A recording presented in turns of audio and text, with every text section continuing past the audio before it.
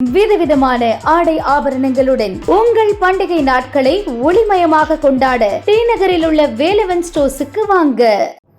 வணக்கம். செய்திச் சுருக்கம். எதிர்க்கட்சி எம்பிக்கள் அமளி. முதல் நாளே பார்லி முடக்கம். பார்லிமெண்ட் குளிர்கால கூட்டத்தொடர் இன்று துவங்கியது. துணை ஜனாதிபதியாக பதவியேற்ற பிறகு முதல் முறையாக ராஜ்யசபாவை தலைமை வகித்து சிபி ராதாகிருஷ்ணன் இன்று நடத்தினார். அவரை வரவேற்று பிரதமர் மோடி பேசினார். அதே நேரத்தில் லோக்சபாவில் காங்கிரஸ், திமுக உள்ளிட்ட எதிர்க்கட்சிகள் அமளி துமளியில் ஈடுபட்டன. நாடு முழுவதும் நடக்கும் வாக்காளர் பட்டியல் சிறப்பு தீவிர திருத்த பணியை கண்டித்து அரசுக்கு எதிராக எதிர்க்கட்சி எம்பிக்கள் கோஷங்களை முழங்கினர். இதனால் கூச்சல் குழப்பம் உண்டானது. சபாநாயகர் பலமுறை அறிவுறுத்தியும் எதிர்க்கட்சியினர் கேட்கவில்லை. இதனால் முதல் நாளே சபையை ஒத்திவைத்தார் சபாநாயகர் ஓம் பிர்லா. மீண்டும் பகல் 12 மணிக்கு சபை கூடிய போதும் எதிர்க்கட்சிகள் அமளி துமளியை தொடர்ந்தன. இதனால் பிற்பகல் 2 மணி வரை லோக்சபா ஒத்திவைக்கப்பட்டது.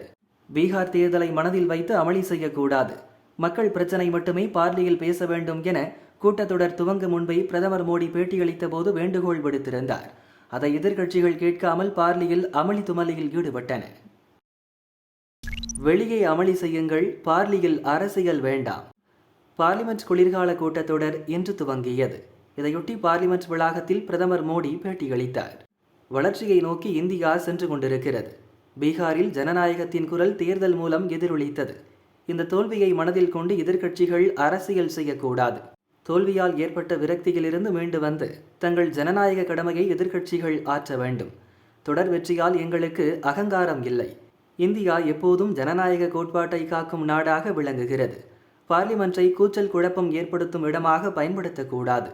குளிர்கால கூட்டத்தொடரை சுமூகமாக நடத்த எதிர்க்கட்சிகள் ஒத்துழைக்க வேண்டும் என மோடி வேண்டுகோள் விடுத்தார்.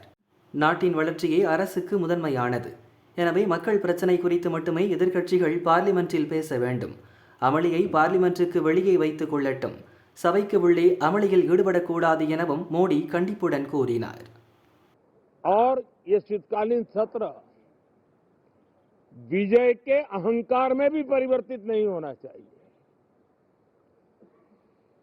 बहुत ही संतुलित तरीके से जिम्मेवारी के साथ जनप्रतिनिधि के रूप में देश की जनता का हमसे जो हमें दायित्व दिया है और हमसे जो अपेक्षाएं हैं उसको संभालते हुए हम आगे के लिए सोचें, जो है उसको कैसे अच्छा कर सकें. டெல்லி குண்டுவெடிப்பு சம்பவம். காஷ்மீரில் தொடரும் என்ஐஏ சோதனை. டெல்லி செங்கோட்டை மெட்ரோ ரயில் நிலையம் அருகே நவம்பர் 10ஆம் தேதி கார் ஒன்று திடீரென வெடித்து சிதறியதில் 15 பேர் இறந்தனர்.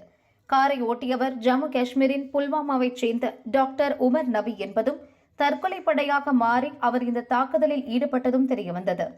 நாட்டையே உலுக்கி இந்த பயங்கரவாத தாக்குதல் குறித்து என்ஐஏ எனப்படும் தேசிய புலனாய்வு அமைப்பு விசாரிக்கிறது. இது தொடர்பாக 7 பேர் கைது செய்யப்பட்டுள்ளனர். இந்த சம்பவத்தில் விசாரணையின் மைய புள்ளியாக அல்ஃபலா பல்கலை உள்ளது. இந்த வழக்கில் கைது செய்யப்பட்டவர்கள் அனைவரும் அல்ஃபலா மருத்துவ பல்கலையைச் சேர்ந்தவர்கள். குண்டுவெடிப்பு சம்பவத்தின் பின்னணியில் இருப்பவர்களை கண்டுபிடிக்க என்ஐஏ அதிகாரிகள் தீவிர விசாரணை நடத்தி வருகின்றனர். இதன் ஒரு பகுதியாக இன்று ஜம்மு காஷ்மீரில் 8 இடங்களில் என்ஐஏ அதிகாரிகள் சோதனை நடத்தி வருகின்றனர். காஷ்மீரின் புல்வாமா, ஷோபியன், குல்காம் மாவட்டங்களில் 8 இடங்களில் சோதனை நடத்தப்பட்டது.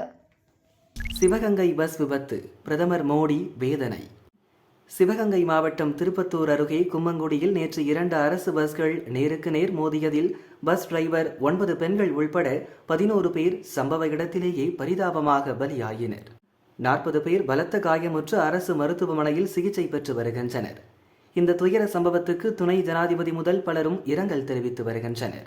இது தொடர்பாக பிரதமர் மோடி வெளியிட்டுள்ள அறிக்கை. சிவகங்கையில் விபத்து மிகுந்த வேதனை அளிக்கிறது. அன்புக்குரியவர்களை இழந்தவர்களுக்கு ஆறுதல் தெரிவிக்கிறேன். காயமடைந்தவர்கள் விரைவில் குணமடைய பிரார்த்திக்கிறேன். இறந்தவர்களின் குடும்பத்தினருக்கு பிரதமரின் தேசிய நிவாரண நிதியிலிருந்து தலா 2 லட்சம் ரூபாய் நிவாரணம் வழங்கப்படும். காயமடைந்தவர்களுக்கு தலா 50,000 ரூபாய் வழங்கப்படும் என பிரதமர் மோடி கூறியுள்ளார். ஏற்கனவே இறந்தவர்களின் குடும்பத்திற்கு தலா 3 லட்சம், பலத்த காயமடைந்து சிகிச்சையில் உள்ளவர்களுக்கு தலா 1 லட்சம், லேசான காயத்துக்கு தலா 50,000 ரூபாய் என முதல்வர் பொது நிவாரண நிதியிலிருந்து வழங்கப்படும் என அறிவிக்கப்பட்டுள்ளது. வேன் அரசு பஸ் கோர விபத்து 2 பெண்கள் ஸ்பாட்டில் மரணம் 11 பேர் இறந்த மறுநாளே சோகம். சமீப காலமாக தமிழகத்தில் அரசு பஸ்கள் விபத்தில் சிக்கும் சம்பவங்கள் தொடர்ச்சியாக நடந்து வருகின்றன. இதுபோன்ற விபத்துகளில் பெண்கள்தான் அதிகமாக இறக்கின்றனர். நேற்று சிவகங்கை அருகே 2 அரசு பஸ்கள் நேருக்கு நேர் மோதிக்கொண்டதில் 9 பெண்கள் உட்பட 11 பேர் பரிதாபமாக பலியாகினர். 40 பேர் படுகாயமடைந்தனர். இந்த கோர விபத்தால் ஏற்பட்ட அதிர்ச்சி அடங்குவதற்குள் இன்னொரு விபத்தில் அரசு பஸ் சிக்கியிருக்கிறது. அது பற்றிய விவரம் வருமாறு. செங்கல்பட்டு மாவட்டம் கூவத்தூர் அடுத்த கீழார்கொள்ளை பகுதியைச் சேர்ந்த 20 பெண்கள் கேளம்பாக்கம் அடுத்த புதுப்பாக்கத்தில் உள்ள தனியார் நிறுவனத்திற்கு இன்று அதிகாலை கம்பெனி வேனில் வேலைக்கு புறப்பட்டனர். கல்பாக்கம் அடுத்த குன்னத்தூர் பகுதியில் கிழக்கு கடற்கரை சாலையில் வேன் சென்று கொண்டிருந்தது. அப்போது சென்னையிலிருந்து புதுச்சேரிக்கு சென்று கொண்டிருந்த அரசு பஸ்ஸும் வேனும் நேருக்கு நேராக மோதிக்கொண்டன. விபத்து நடந்தபோது பஸ்ஸும் வேனும் அதிவேகத்தில் வந்து கொண்டிருந்ததால் வேன் முற்றிலும் உருகுலைந்து போனது. பஸ்ஸின் முன்பக்கமும் நசுங்கியது. இந்த கோர விபத்தில் வேனில் இருந்த 24 வயது அம்லு, 40 வயது உமா இருவரும் சம்பவ இடத்திலேயே இறந்தனர். இன்னொரு பெண் படுகாயமடைந்தார். அவர் ஆபத்தான நிலையில் செங்கல்பட்டு அரசு மருத்துவமனையில் அட்மிட் செய்யப்பட்டுள்ளார். வேனில் இருந்த 3 பெண்கள், பஸ்ஸின் முன்பக்கம் உட்கார்ந்திருந்த 3 பயணிகளும் படுகாயமடைந்தனர். பலருக்கு லேசான காயங்கள் ஏற்பட்டது. அனைவரும் ஆம்புலன்ஸ் மூலம் செங்கல்பட்டு அரசு மருத்துவமனைக்கு கொண்டு செல்லப்பட்டனர். விபத்து நடந்த இடத்தில் சென்டர் மீடியன் இல்லை.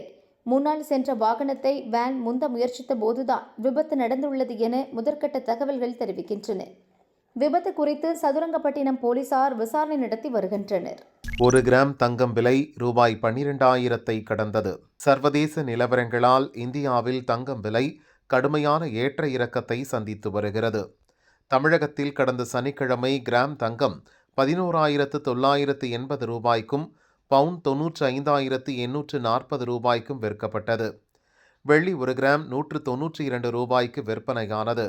நேற்று விடுமுறை தினம் என்பதால் தங்கம் விலையில் மாற்றமில்லை.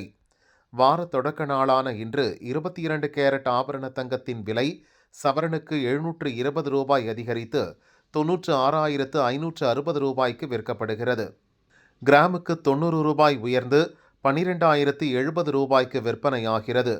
வெள்ளி விலை கிராமுக்கு 4 ரூபாய் அதிகரித்து 196 ரூபாய்க்கு விற்கப்படுகிறது. ஆதி கும்பேஸ்வரர் கும்பாபிஷேகம் கும்பகோணம் விழாக்கோலம்.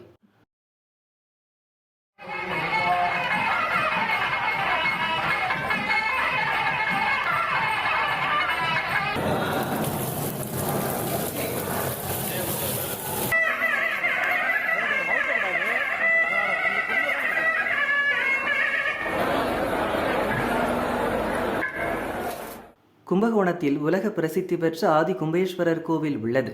2028 மகாமக விழா நடைபெறவுள்ள சூழலில் கும்பாபிஷேகம் நடத்த பக்தர்கள் கோரிக்கை விடுத்தனர். 16 கோடி ரூபாய் நிதி ஒதுக்கி பாலாலயம் செய்யப்பட்டு திருப்பணிகள் நடந்து வந்தன. டிசம்பர் 1 கும்பாபிஷேகம் செய்ய திட்டமிடப்பட்டது. 24ஆம் தேதி மகா கணபதி ஹோமத்தில் தொடங்கி 3 நாட்கள் பலகட்ட ஹோமம் பூஜை நடந்து முடிந்தது. 1.5 அடி முதல் 9 அடி உயரமுள்ள தங்க முலாம் பூசப்பட்ட 44 கலசங்களில் புனித நீர் ஊர்வலமாக கொண்டு வரப்பட்டது. 10,000 சதுரடி பரப்பளவில் 99 குண்டங்கள் கூடிய யாகசாலை அமைத்து 27ஆம் தேதி முதல் கும்பாபிஷேக யாகம் துவங்கியது. 30ஆம் தேதி வரை யாகசாலை பூஜைகள் சிறப்பாக நடைபெற்றன. பிரதான விழாவான கும்பாபிஷேகமான இன்று அதிகாலை 3 மணிக்கு விக்னேஸ்வர பூஜை, 8ஆம் கால யாகசாலை பூஜை நடந்தது. 5 மணிக்கு பரிவார பூர்ணாகுதியுடன் கடம் சிவாச்சாரியார்கள் வேத மந்திரங்கள் முழங்க புறப்பாடாகியது. 7:15 மணிக்கு மூலஸ்தான மகா கும்பாபிஷேகம் நடைபெற்றது. ஆயிரக்கணக்கான பக்தர்கள் நமச்சிவாய என பக்தி கோஷம் முழங்க வழிபட்டனர்.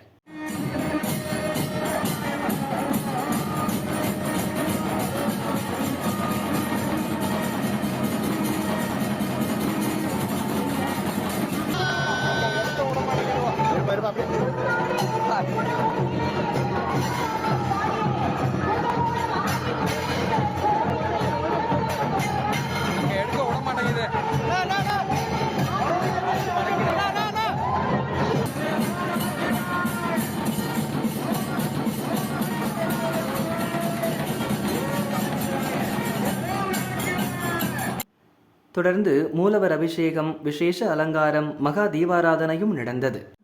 விழாவில் அமைச்சர்கள் சேகர் பாபு, கோவி செழியன், தமிழக பாஜக தலைவர் நயினார் நாகேந்திரன், காஞ்சி விஜயேந்திர சரஸ்வதி சுவாமிகள், சுபதீந்திர தீர்த்த சுவாமிகள் உள்ளிட்ட ஆயிரக்கணக்கானோர் கலந்து கொண்டனர். மாலை 4 மணிக்கு மகா அபிஷேகம், இரவு 7 மணிக்கு பஞ்சமூர்த்திகள் ரிஷப வாகனத்தில் வீதி உலா நடைபெறுகிறது. 16 ஆண்டுகளுக்கு பிறகு நடக்கும் கும்பாபிஷேகம் என்பதால் கும்பகோணமே விழாக்கோலம் பூண்டுள்ளது.